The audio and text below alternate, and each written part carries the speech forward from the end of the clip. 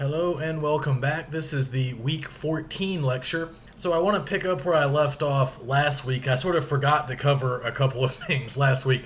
So if you remember, we talked about the Tolman model as sort of a basic structure that we can use to help organize our own argument. So we will be returning to the Tolman model a little bit more next week in my final lecture of the semester as we really start building our essays, as we really start to construct our own argument. So hopefully you can kind of keep that filed away. And again, all the information on the Tolman model can be found in both the week 13 overview and I think I reposted it in the week 14 overview. But remember, it's very simple. It consists of claims, right? Original, debatable statements that you, the writer, are making, followed by reasons and evidence. So it's a very simple 2 or 3 part structure. You might want to combine reasons and evidence, or you might think of them as 2 separate levels, but at most it's just 3 levels that you're actually going to be sort of reproducing or creating in your own writing. Now, we also talked a little bit about the warrant, which is the underlying assumption that sort of serves as the overall foundation for the entire argument that you're making. So the example that I ran through last week with, free college tuition, I was making a claim about the need for free college for everyone, and then I provided reasons, and then I provided evidence. I was leaning towards numerical evidence, maybe some statistics, maybe some surveys, but I could also bring in testimonials from experts or maybe from students who are struggling with the cost of college. I could also provide an anecdote, an extended example. Great. But remember, we talked about the warrant as the assumption that my audience has to share with me in order for them to accept my argument. So if the audience that I'm speaking to does not think that higher education is worthwhile or valuable, then they don't see the need to make it cheaper and more accessible for all students. So they're not going to accept all of my good reasons and all of my good claims. So the warrant remains unstated. You don't actually write it. You don't actually say it. It's an assumption that you're hoping that you share with your audience. So I've talked about the need to think about audience and purpose whenever you start a major essay assignment. So think about who you're writing to. Think about what they know, how they might feel. And for us, this has been easy because our audience has stayed the same throughout the semester. Obviously, I'm the most important member, but also potentially classmates, friends, other peers. So that's all review. The thing that I forgot to mention last time was the Rogerian model. So this is another structure that we can use. Now, unlike the Tolman model, we're not necessarily going to follow the Rogerian model, word for word or blow for blow, but we can incorporate some of the ideas that go along with the Rogerian style of argumentation. So this is kind of a different style, and it might suit some of our personalities a little bit better than a really sort of confrontational or aggressive style. So this particular structure was designed by this psychologist named Carl Rogers, who was trying to find an argumentative style that would work, that would be sort of less emotional and would prevent people from getting so angry at one another. So he noticed something that I'm sure many of us have noticed. Oftentimes when two people are having an argument, whether it be in writing or in spoken form, the arguers often get angry. Things often get emotional, they get heated, and, as a result, they don't really listen to one another. There's no real attempt to understand one another. So Rogers developed this new sort of structure that would work better for compromise. It would work better to create some kind of sense of shared understanding. And just quite frankly and very simply, it would make people less angry. It would force people to kind of acknowledge their opponent and to sort of admit that maybe their opponent wasn't wrong about every single thing. So basically with the Rogerian, you start by summarizing the opposing viewpoints. Something that we don't necessarily do in that Tolman model. The Tolman model doesn't really have a space, at least in the initial part that we looked at. The Tolman model doesn't really require that you do that. But if we go a little further, and I didn't cover some of the additional Tolman terms that I provided in the modules, but there actually is a rebuttal feature built into the Tolman where you can respond to opponents. That was one of the 3 additional Tolman terms that I included, along with backing, which is just additional evidence, and then qualifiers, which refers to specific words that can sort of modify the strength of our claims. Words like always, often, sometimes, usually. And I'll come back to some of that. So there is a place to work, to at least, talking about the opposing viewpoint in the Tolman. There is a place for that, but it's not one of the main features. It's not one of the featured parts that we discussed last week. It's not one of those first 3 major parts that we use to actually assemble our claims and our reasons and our evidence. But you see how the Rogerian's different. With the Rogerian, before you even get into your argument, you spend time with the opposing argument and you summarize it, and at the end of that summary you have what's called a statement of understanding, where you essentially say, look, I get what you guys are saying, and maybe you're right about A and B, but maybe you're not right about these other things. The statement of understanding basically acknowledges that there is some validity to what your opponents are saying, but you can outline a few areas where you disagree. And then after you've done all of that work, and see, that's the work that diffuses the anger and makes the 2 people arguing a little perhaps more equipped to understand each other and listen to each other, work together. So once you've done all of that work, then you move into your own argument.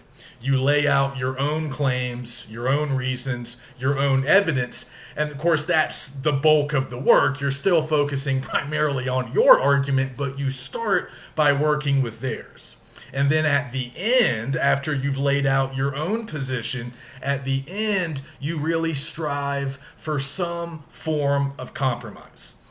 Some middle ground between your position and your opponent's position. So this is just kind of a less confrontational, a less aggressive approach to argumentative writing, and it's something that you guys can use if you want to. And again, I've posted sort of the basic structure in the overviews. You don't have to follow that beat for beat. In fact, I don't really want you to spend several paragraphs at the beginning of your essay just summarizing the opposing viewpoints. We don't really have time for that, but you can do a little bit of that. And you certainly can spend some time responding to your opponents, sort of acknowledging some of the things that they might have right. And then ultimately, you can very much follow the last part of the Rogerian structure. Your conclusion can be very focused on compromise, or even your final body paragraph could be an attempt to find some kind of compromise between your position and theirs. So I encourage those of you who are more collaborative and more sort of peaceful and non-confrontational, if this is more your style, then yeah, definitely push for compromise. But again, I don't want you to spend a ton of time on the opposing viewpoints, because I want to see your argument front and center. So yeah, you can do a little bit of that early stuff. We'll kind of condense it, but you can very much pursue compromise, and you can definitely use that part of the Rogerian pretty faithfully. So I've given you these structures. Use them as you will. Again, the Tolman's going to show up indirectly, at least, because I hope we all have claims, and I hope we all have reasons and evidence for those claims. So the Tolman is easy to sort of use in Essay 4. The Rogerian's just another option. It's just another approach for those of you who might be interested. So that's pretty much all the new material. That's all the argumentative material that I really have for you guys. I wanted to spend the rest of today's lecture talking a little bit about the process for getting started on Essay 4. So next week we'll do sort of our typical work week routine. We'll start with some pre-writing activities, and then I'll get you guys hopefully moving on outlines. And then by the end of next week, hopefully we are drafting. We are producing rough drafts. You can send me rough drafts by Friday of next week as usual. And then of course final drafts are due at the end of next week, at the end of week 15. So we have some time here. If you're already prepared to start pre-writing, that's great. But there's multiple steps to this particular assignment that kind of go beyond just the overall writing process that we've been utilizing, hopefully, all semester. Because with this Essay 4, as we know, we are using a text from 50 essays. So I may have mentioned this last time, but let me grab the book. You guys probably noticed that there are multiple tables of contents, which I find a little frustrating. But the table of contents you should use, I think, to get ready for this assignment is the one that's based on rhetorical modes. So I believe this is the same in the 5th and 6th edition. The rhetorical modes start on Roman numeral page 17. And you'll see how they're organized. These are the same, this is basically the same organizational structure that we've been using throughout the class. So we have narration, description, process analysis, examples, compare and contrast. We've done a lot of these ourselves. So these should all look familiar. And then the final category on the following page is argument/persuasion. So when you guys are trying to select an essay, you can pick any essay. I don't care really which one you choose, but to make your lives easier, you might want to use the essays in that final category, in the argumentative category. But I would argue that really all of these essays are making arguments in some shape or form. Even if they're not classified necessarily as argumentative, you can still find a thesis. You can often still find that argument, even if it's kind of subtle, even if it's kind of strange. So nothing's off limits as long as you are sticking with our books. And I don't care if you use the 5th edition or the 6th, okay? Whatever you want, and you can pick something that we've already read, that you like, that you want to return to. It can even be something that you've already written on for a discussion post. Now, you can't just reuse the discussion post, but if you came up with some good ideas, or if there were some, aspects of the essay that you want to explore more, you can do that. You can return to that discussion post, read what you wrote. You can kind of repackage some of those ideas and then just build upon them and do more. So that's fine. You can also pick an essay that's brand new, that you haven't looked at yet, that I never assigned as reading homework. Anything in the book is fair game, but we must stick with the book. So I don't want you to use an essay from somewhere else, okay? And you're not coming up with your own original topics. What you're doing is responding to the essay that you've selected. So once you've selected it and read it, please read it again, even if you read it earlier in the semester. What if it was September or early October? You've probably forgotten a lot of it. So go back and read it again, or maybe you're reading it for the first time. Annotate. Take notes as you read. Ask questions. Underline important words or sentences. Look up words that you don't recognize. Take notes. Get some ideas down on paper. And then when you're finished reading, you need to identify 2 very basic things in that essay that you've selected. Number 1, you have to identify the topic. What is it about? That shouldn't be hard if you've just read it, but you need to write that down. And then next, you should identify the thesis. What is the overall argument being made in the essay? I would also recommend just jotting down the author's name. You just need to get familiar with it, spell it right, make sure you know who the author is, and write down the title as well.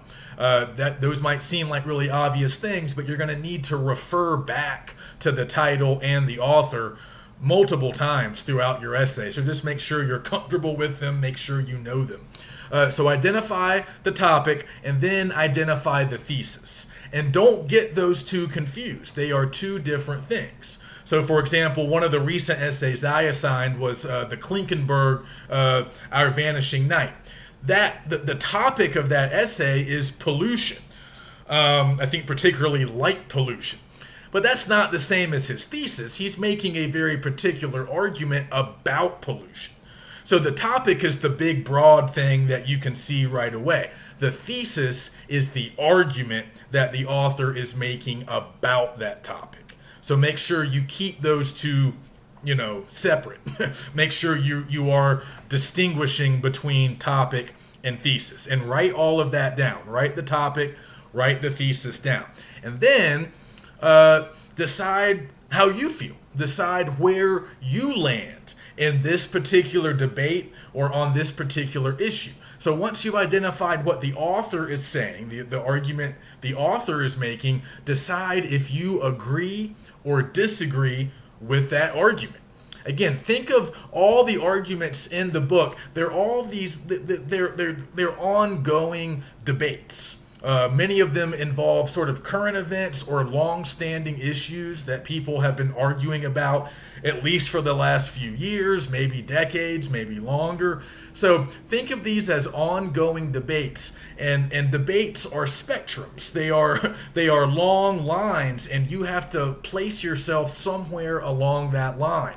Are you with the author? Do you agree with the author? Do you disagree with the author? Are you on the opposite side of this particular debate as the author? Or do you fall somewhere in between? Do you agree with some points that the author makes while disagreeing with others? Do you want to reach some kind of a compromise? So again, you need to just kind of figure all of this out. Is the author your opponent?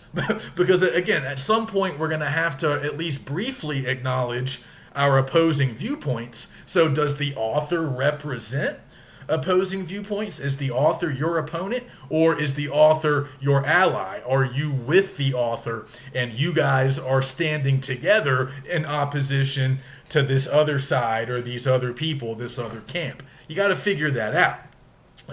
And again, this is stuff that you can do on your own. You're identifying these basic things in the essay, and then you're figuring out how you feel about the topic and about the argument that you see in the essay.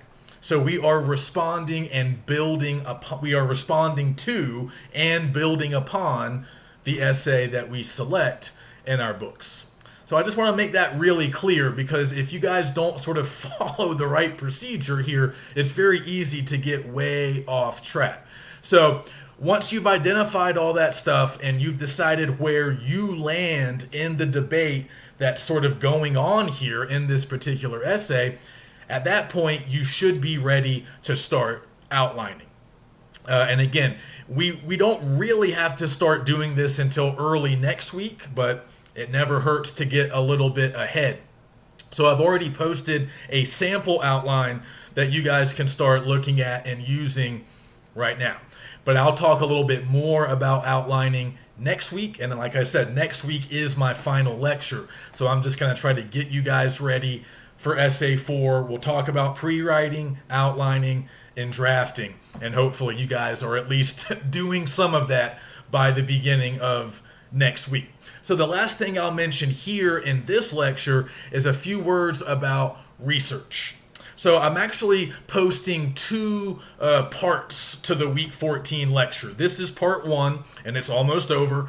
Part 2 will actually be a little different. It's going to be a recording from my live class. It's actually a hybrid class now because reasons that you guys can imagine, but I still have, it's like an interactive video setup, so I have students who are tuning in. They're not physically with me in the room, but they are tuning in from home generally, and tomorrow in class I will be doing sort of my research presentation, my research lesson. I'm going to be showing them some stuff on the computer, just some really easy tips and strategies that we can use to find a couple of quality outside sources. And I'll talk a little bit more about what I mean when I say outside source. We're talking about websites, articles, and maybe books. So I'll say more about those in part 2. And I'm just going to give you some simple stuff to do that most of you probably already know, involving Wikipedia, which we can use, but only to a certain extent, and I'll explain, and also Google. But the stuff that is probably more important, because you might not be as familiar with it, is the info that I will provide on the library databases. So I'm going to pay a visit to the library website. I'm going to show you guys how to navigate the GBC library website. And most importantly, I just want to show you a couple of the databases that you have free access to as students that you can use to find good sources. It won't take long. It's not the most exciting thrill ride of your lives, but it's helpful, and it won't just be helpful in here. It will definitely be helpful in 102 and future classes as well. So again, look for part 2. It should be posted either Wednesday night or early Thursday. And it's not going to be me sitting here with my big head on camera. It's going to be me in the classroom. I'll sound the same. I'll probably irritate you just the same, but I'll actually be in a different setting, and the camera won't be so close to my face. So that's good. All right, so that's the research component, and that is part of Essay 4. So I want to make sure you guys understand that we are doing research, and the final thing that I'm going to cover in part 2 of the week 14 lecture will be citation rules. I'll at least go over some of those in my IAV class, and you guys will see that, but I'll also return to citation rules next week in my traditional lecture video for us. Okay, so again, we need to be careful and we need to make sure that we're doing good research and that we're properly citing our sources. That's kind of the final step for this assignment. So we'll get into more of that later this week and next week. For now, just complete those early steps of the process.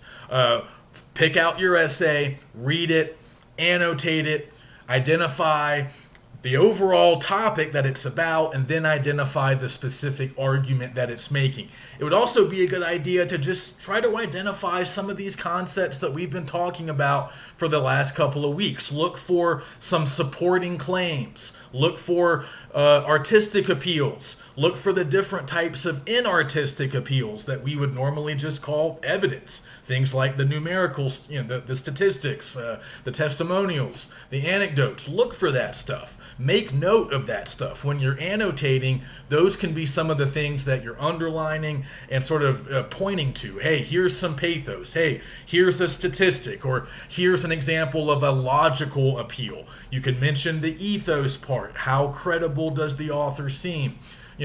Pay attention to all of that stuff, because when you start writing, you're going to be utilizing those same tools. So notice how the author in your chosen essay uses some of these tools, and then you can start figuring out how you're going to use them. So first, we work with the essay and the book, then we start constructing our own essays. So if you have questions or problems, let me know, and I will see you next week for the final time.